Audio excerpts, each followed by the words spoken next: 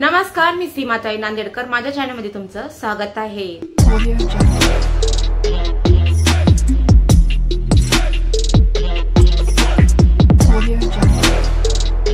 तर आजचा ब्लॉग तुम्ही पूर्ण बघा. तर आजच्या ब्लॉग मध्ये मी तुम्हाला सांगणार आहे घरमालकीनं माझ्यासोबत कशी वागली, काय नाही, घरमालकानं काय काय मला बोललं, या ब्लॉग मध्ये तुम्हाला पूर्ण माहिती सांगते. म्हणून मी या घराला कलर द्यायला थोडासा विचार करत आहे, का की मी माझे पैसे कशाला मी बर्बाद करू, नाही का. तर काय झालं, जेव्हा माझे मुलं दोघं पण 10वी मध्ये होते, तर गेल्या दिवाळीलाच वाटते 1 वर्ष झालं, गेल्या दिवाळीला मला त्यांनी काय बोलले की रूम खाली कर आपलं दिवाळीच्या नंतर, तर आम्हाला स्वतः येऊन राहायचं तिथं, असं मला बोलले. तर मग मी त्यांना रिक्वेस्ट केले की असं करू नका भाभी, का की माझ्या पोरांचं 10वी लास्ट वर्ष आहे आणि मी 2-3 महिन्यासाठी मी रूम कुठे घेऊ म्हणलं.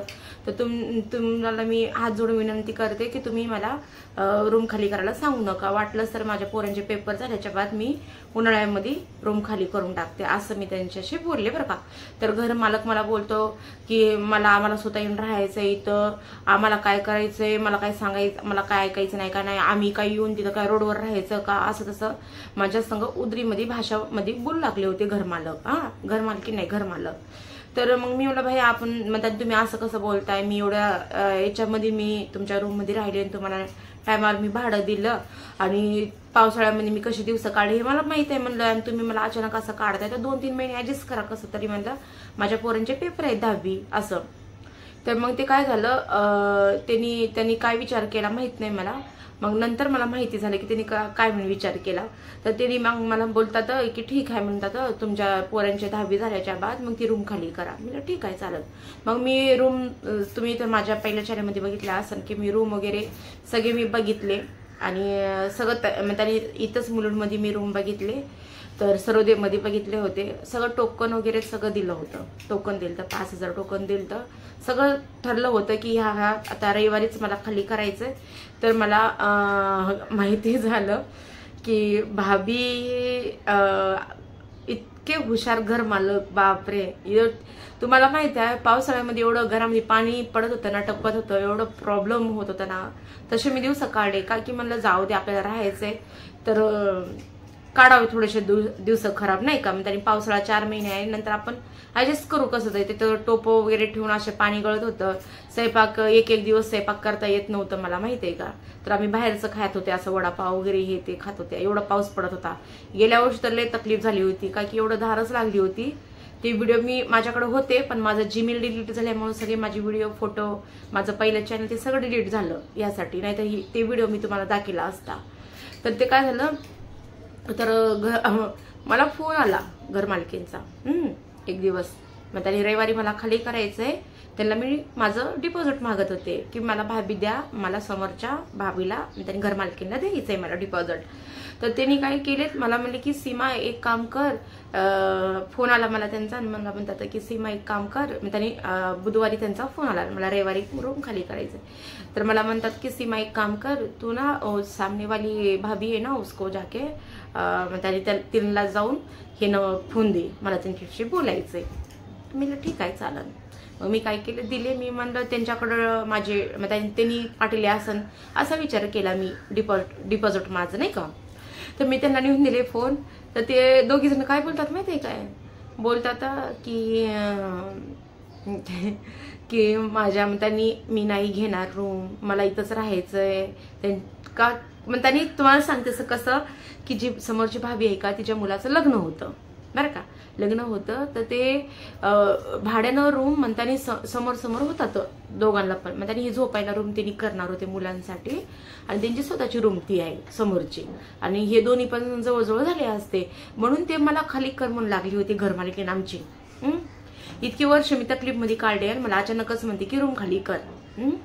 भाडं तर मी पण देणारच आहे, ते पण भाडं देणारच आहेत ना. असं नाही की त्यांनी दुसरं काय जास्तच भाडं देणार या दुसरंच काय होणार इथं रूम जर ठेवलं तर असं. तर मग मला माहिती झालं की ही रूम त्यांना पाहिजे, म्हणून मला घरमालकीण मला बोलत होती की रूम खाली कर, रूम खाली कर. आणि मला म्हणते की आम्ही जर गावाकडून आल्याच्या वेळेस आम्ही काय रोडवर राहावं काय, मला अशी बोलली. मला माहित नव्हतं ना की ही रूम त्यांना द्यायची होती म्हणून.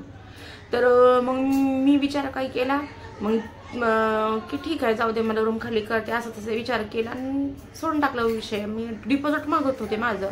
मग त्या दोघीमध्ये असं बोलणं झालं फोनवर की मी रूम नाही घेणार, म्हणजे ती समोरची भाभी म्हणली की मी रूम नाही घेणार, मला हीच रूम पाहिजे. तर माझे मिस्टर बोलले की ह्याच रूमला आपण नीट करूया आणि इथंच राहूया, 2 रूमा काढूया याच्यामध्येच. मग घरमालकीला प्रश्न पडला, आता मला डिपॉझिट द्यायचंय, मला डिपॉझिट द्यायचंय, आता ते कुठून देणार डिपॉझिट? हा, मग त्या काही केल्या, आता फोन कट केला, आता मला परत लावल्या आता 5 मिनिटानं घरमालकीनं.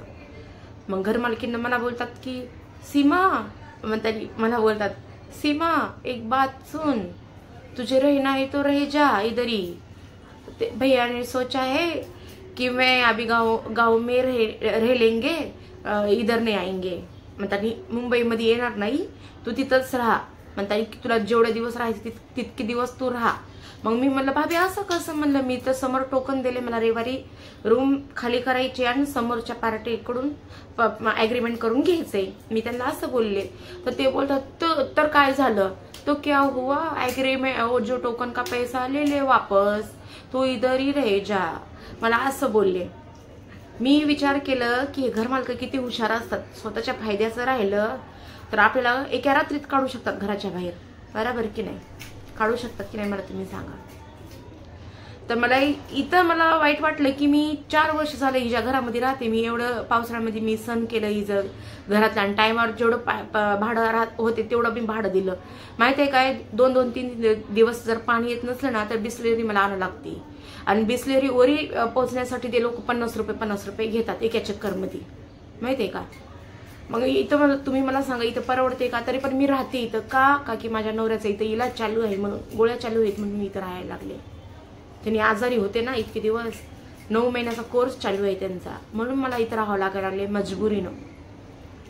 म्हणून म्हणतात मला भरोसा नाही राहिला कुणावर की माणूस कधी बदलते आणि कधी नाही. असं घर मालक आहे ते आपल्याला कधी एका रात्री काढू शकतात त्यांनी, बरोबर की नाही?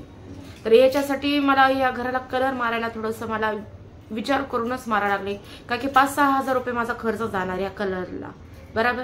मग नंतर मला बोलले त्यांनी हा रूम खाली कर, आम्हाला यायचं राहायला, आम्ही काय रोडवर राहणार का? असं जर बोलले तर मग माझं कसं होणार मला सांगा बरं. मी लेकर बाळ पसारा घेऊन नवरात्री कुठं जाऊ मी? अचानक रूम तर भेटत नाहीत, तुम्हाला माहिती आहे. आणि भेटलं तरी बी 15,000-20,000 भाडं आहे ठाण्यामध्ये, डिपॉझिट 1 लाख 2 लाख एवढं आहे. तर एवढं तर माझ्यानं होणार नाही ना, माझ्या नवऱ्याची पहिलेच तब्येत खराब आहे. याच्यासाठी मी म्हणून विचार करते की कलर मारू की नको मारू. पण ते मागेच लागले तर कलर मार म्हणून, का की आमचं घर सडायला लागले, दरवाजा सडायला लागलाय, असं तसं बोलायला लागले. घर मालकीन चांगली आहे, फक्त घर मालक आहे ना तोच थोडासा उरबड बोलतो, म्हणजे त्याने अलगच बोलतो. त्याची भाषा आहे ना ती टोचती एकदम कानाला पण आणि मनाला पण, त्याचे हर एक शब्द. पण माझं कसं आहे माहिती आहे काय, मी ऐकून घेईन एकदाच मी पण काढतं. मला जर राहायचंच नाही तर इथं मग मी त्यांचं ऐकून कसं घेणार? काय की ते इथं राहत होते म्हणून मी त्यांचं ऐकून घेत होते. मग मी विचार केला, नवरा पण बोलले की आपल्याकडे 4 पैसे नाही काय नाही, तर इथंच राहूया म्हणले. गेल्या वेळेस इथंच राहू म्हणले, नको खाली. मग मी जाऊन त्या भाभीला टोकन मागितलं, तरी पण त्या भाभीनं मला, समोरच्या भाभीनं टोकन मला अर्धच दिलं. सांगा किती घाटा झाला माझा. या लोकांचा भरोसा कसा करायचा मला सांगा, घरमालकांचा कसा भरोसा करायचा? हा, म्हणून मला आज तरी मी तेव्हापासून मी ठरवलंय की कुणावर भरोसा करायचा नाही. आपलं ठम राहायचा, आपला विश्वास राहायचा, आणि जे होते ना त्याच्यावरच आपण कायम राहायचं. मग त्याला घर खाली करायचं ना, घर खाली करायचंय, नाही राहायचं इथं, इथं राहायचं तर इथं राहायचंच आहे. असं मी घर मालकीला 1000 वेळेस विचारलं, भाभी मी आता जर कलर मारत आहे तर तुम्ही म्हणू नका म्हणलं की रूम खाली कर. 2-3 वर्ष तर मी कुठं जाणार नाही म्हणलं, मी असं पण बोलले. तर ती बोलती हाँ देख लेंगे आगे का आगे, हाँ देख लेंगे आगे का आगे सीमा, तू पहिले कलर लगा, असं मला बोलते. ह्या लोकांवर काय विश्वास करायचा मला सांगा तुम्ही? म्हणून मला घरमालकावर तर विश्वास नाहीच. ते कधी पलटी खाऊ शकतात माहित नाही. थोडंसं प्रॉब्लेम चालू आहे घरामध्ये, पैशाचं इलाज चालू आहे, ह्यासाठी मला इथंच राहावं लागले मजबुरीनं. जसं जर घर मला भेटलं इथं कुठं बी, तर मी इथं त्यांनी बदलीन रूम, नाहीतर 1-2 वर्ष इथं काढीन आणि डायरेक्ट नांदेडला निघून जाईन. मला खूप जण बोलले की पुण्यामध्ये या राहायला, पुण्यामध्ये काही नाही यायला, पण नवऱ्याचं काम इथं आहे, सगळं इथं आहे, डॉक्युमेंट्स इथलचे आहेत. तर पुण्यामध्ये यायला परत सेटल व्हायला खूप दिवस लागतात, खूप प्रॉब्लेम होतात. तर आता तर पुण्याला येणं होत नाही, का की जेवढे माझ्या ओळखीचे आहेत ते सगळे बोलत आहेत की पुण्याला या राहायला, पुण्याला खूप चांगलं आहे, कमी भाडं आहे, हे आहे. तर तसं तर नांदेडला पण आहे कमी भाडं, पण तिकडं कामधंदा नाही आहे, म्हणून आम्ही इकडं आल्या कामधंद्यासाठी. तर बघू आता काय होते काय नाही. जर मला घरमालकींशी ॲग्रीमेंट करून घ्यायचं आहे की तू जर मला 2-3 वर्ष इथं ठेवली तरच मी कलर मारणार, नाही तर नाही मारणार. डायरेक्ट मी सरळ अशा भाषेत बोलणार आहे. त्यांना वाईट वाटलं तर वाटलं, त्यांना माझा राग आला तर आला, काही हरकत नाही, है की नाही. तर चला इथंच मी ब्लॉग खतम करते.